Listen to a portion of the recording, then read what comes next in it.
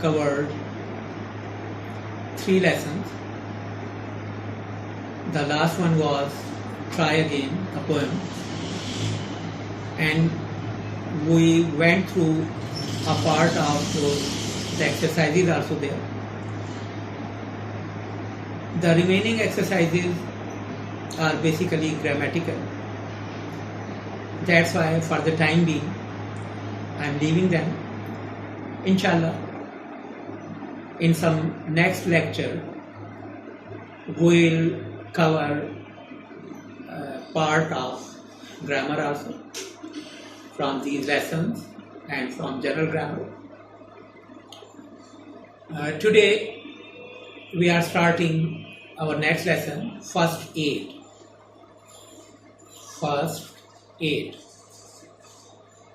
Aid is a simple word, and I hope all of you know its meaning. It means support or help. First aid, the term first aid, it's a medical term in a way, and it is used for the immediate help or support, medical help, or on the spot medical help that we need whenever we get injured or ill.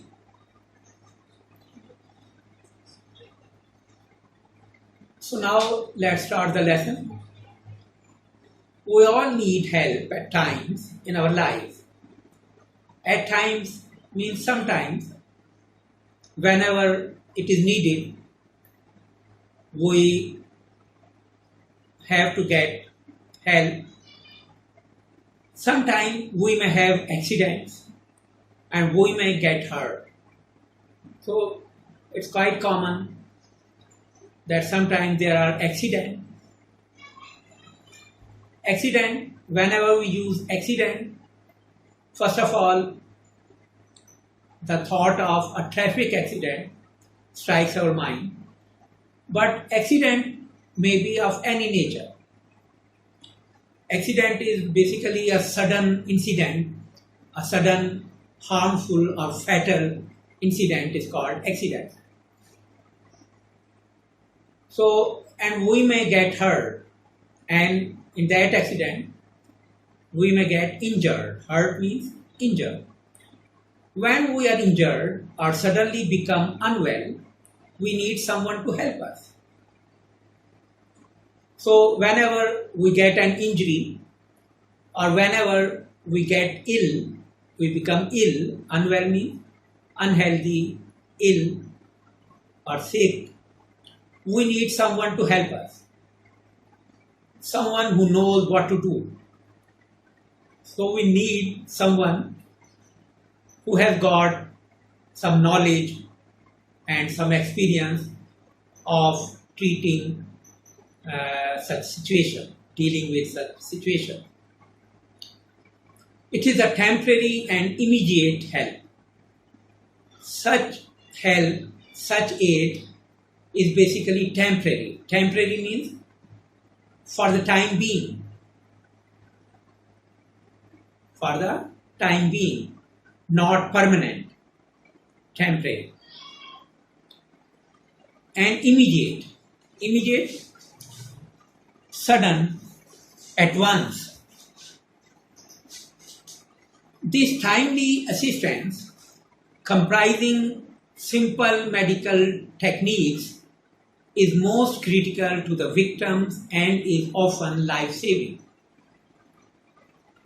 So, if this help, assistance is another word for aid, help. So, if this help is given in time, timely means in time, and it basically consists of, they have used of with comprise here, which is grammatically wrong. We use of with consist, not comprise. So, such assistance, such help consists of simple medical techniques, simple medical methods, and is most critical. Critical here means significant, important to the victims, sufferers, those who have suffered from some illness or from some accident, and is often life-saving. And such medical aid or first aid is very important because it is life-saving. Using such techniques, even lives may be saved. Any layperson can be trained to administer first aid. Common. Any layperson, any common man, ordinary man can be trained. He may be given training. He may be taught to administer, to offer, to give first aid. This first aid can be carried out using minimal equipment. And for this aid, minimal means least in number, equipment, machinery, tools, and other such things are required. First aid knowledge ranges from taking care of cuts to dealing with an unconscious victim. And the knowledge of first aid has a wide circle. Ranges, it covers, it encircles from taking care of cuts, small injuries, bruises. Another word is bruise, B-R-U-I-S-E, bruise. So cuts or bruises, to dealing with an unconscious, faint, unconscious is faint, one who has lost his consciousness, one who has fainted, and victim is the sufferer.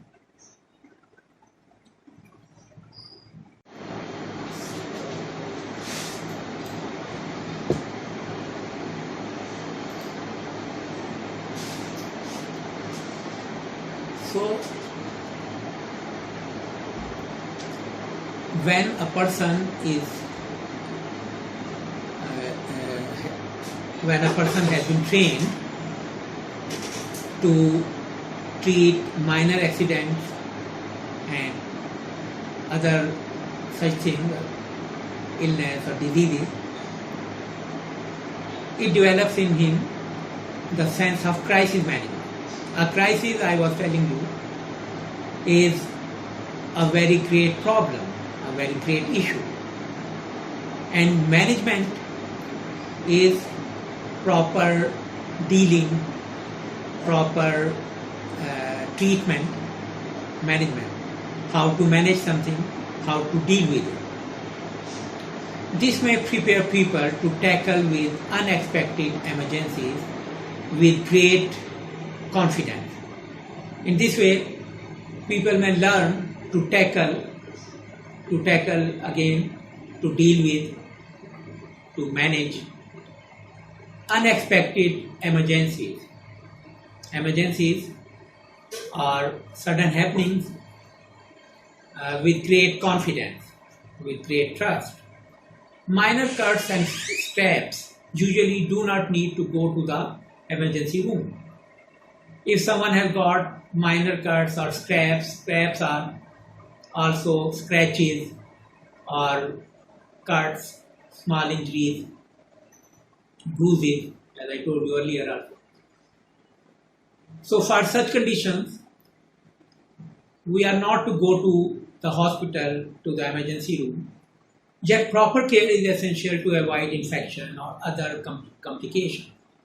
However, even these minor cuts and scrapes need proper care, appropriate care, because it is essential, it is very important, it is necessary to avoid infection, because if we don't treat them properly, we may get infected or other complications or some other complications, some other complexities may develop. Following guidelines can help you to handle crisis and take care of all. So now they are giving us some guidelines, and following these guidelines we may handle, we may deal with or tackle any crisis, any serious issue, and take care of all. Now the first step, stop the bleeding. Minor cuts and scrapes usually stop bleeding on their own. Whenever there are minor cuts or scrapes, bleeding starts, but that bleeding stops almost immediately within a few seconds. If they don't apply gentle pressure with a clean cloth or bandage. Now we are being told that if these cuts, the bleeding of these cuts doesn't stop, what we are to do? We are to apply gentle pressure. We are to put soft pressure with a clean cloth or bandage on that spot. Hold the pressure continuously for 20 to 30 seconds, and that pressure is to be kept there for 20 to 30 seconds, and if possible elevate the wound. And another step is that if we can manage it, we must elevate. Elevate means to bring to a higher position, to bring to a higher spot, to lift the wound. So if it is possible, we must lift the part of the body that is bleeding. We must bring it to a higher position.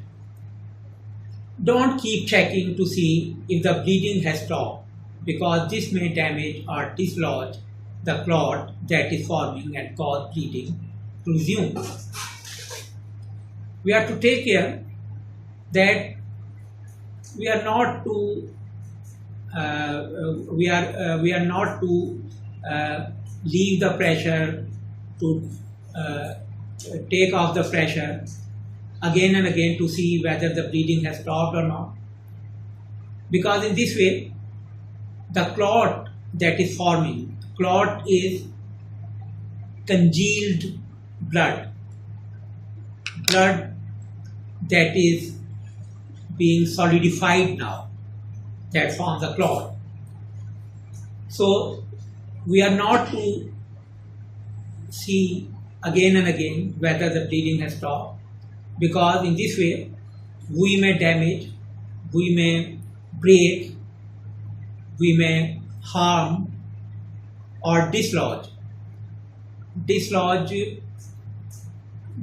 get rid of or take off the clot that is forming and cause bleeding to resume. And in this way bleeding may start again. Resume is to restart, to start again.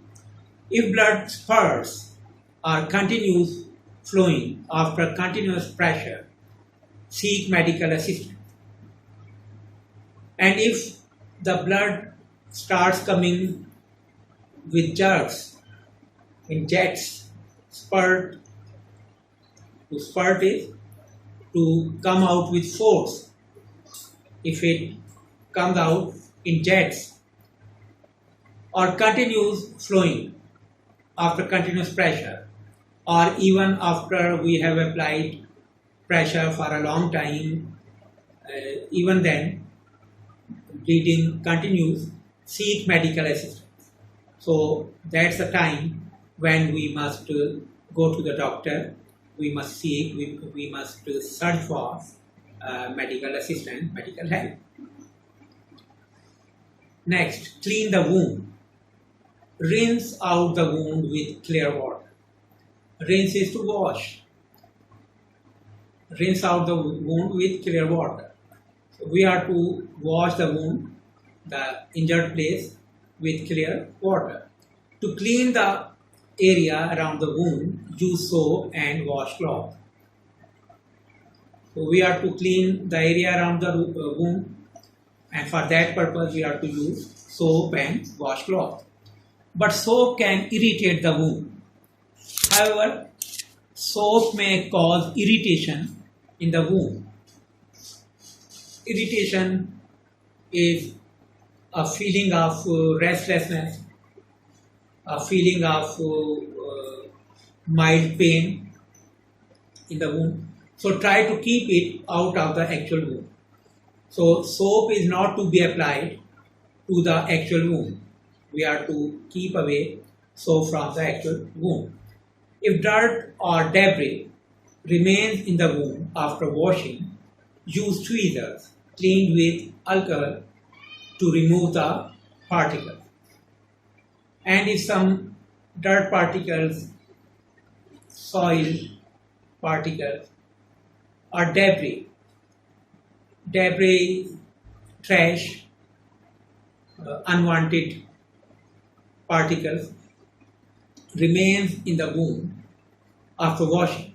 Even if after washing dirt or unwanted particles are still there, use tweezers. We are to use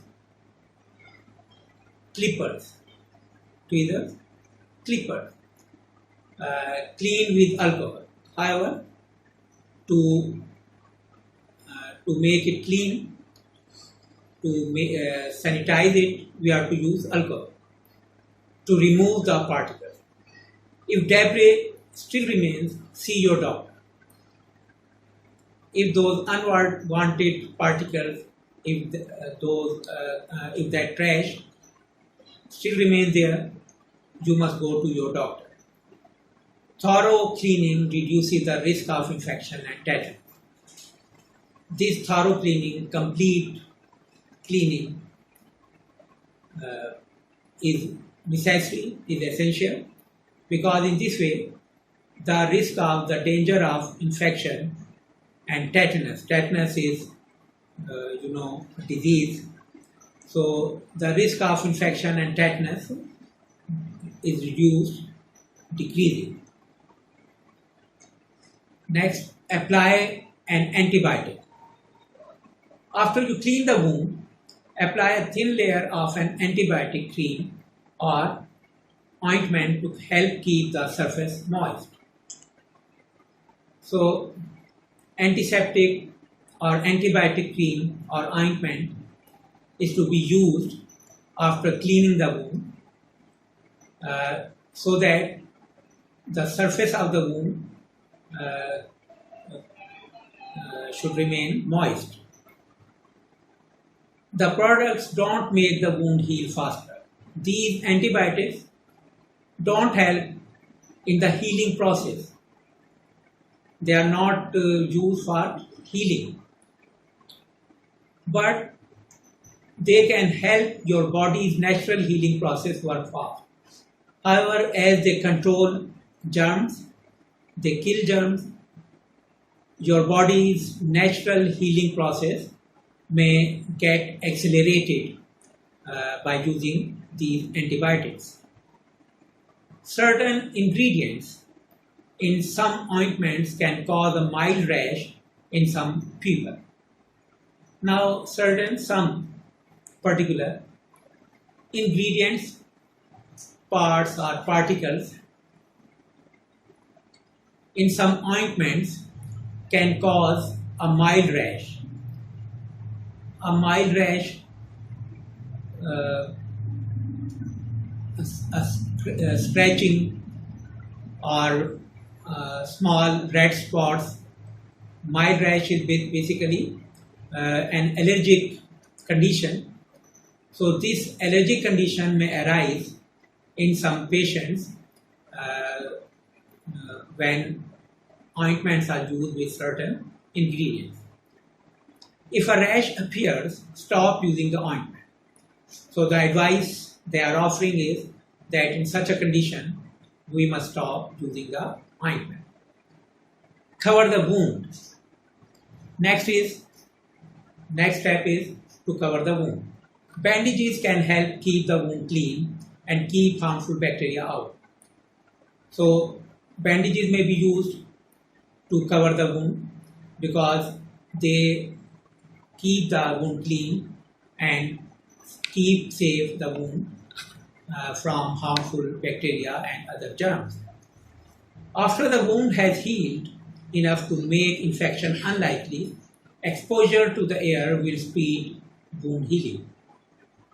And after the risk of infection has been covered, we may keep the wound exposed to the air,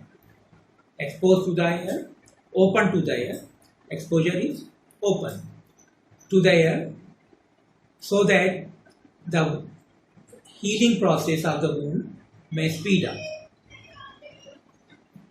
Change the dressing. Change the dressing at least daily or whenever it becomes wet or dirty. So this dressing or bandage is to be changed on daily basis or at least whenever the bandage has become wet or dirty. If you are allergic to the adhesive used in most bandages, switch to adhesive-free dressing or sterile gauze held in place with paper tape, gauze roll, or a loosely applied elastic bandage. Now, some people may be allergic to the adhesive. Adhesive is a chemical, you may say, is a substance that is that functions as glue. Adhesive, something that glues. So, if that adhesive, if a person is allergic to that adhesive, he may change to adhesive-free dressing. He may try to use dressings which don't use adhesive or sterile gauze, sterile disinfected gauze. Gauze is a very thin cloth held in place with paper tape, which may be held there in place with the help of paper tape or gauze roll or loosely applied elastic bandage, or some elastic bandage may be used to keep that sterile gauze in place. These supplies generally are available at pharmacies. At medical stores, these supplies, these products are usually available. Watch for signs of infection. You are to be very alert, watchful for the signs of infection. See your doctor if the wound is not healing. Even if you have taken all the above mentioned steps, but your wound is not healing, you are not getting better, so you must go to your doctor. See your doctor if the wound is not healing, or you notice any redness, or if some redness has appeared there, or pain has increased, or drainage, some type of liquid or some type of water is oozing out of the wound, or the spot has become warm, its temperature has risen, or there is some swelling. So in all these cases, you are advised to go to your doctor. So today we stop here. Inshallah, in our next lecture, we'll cover the remaining part of the lesson. Thank you.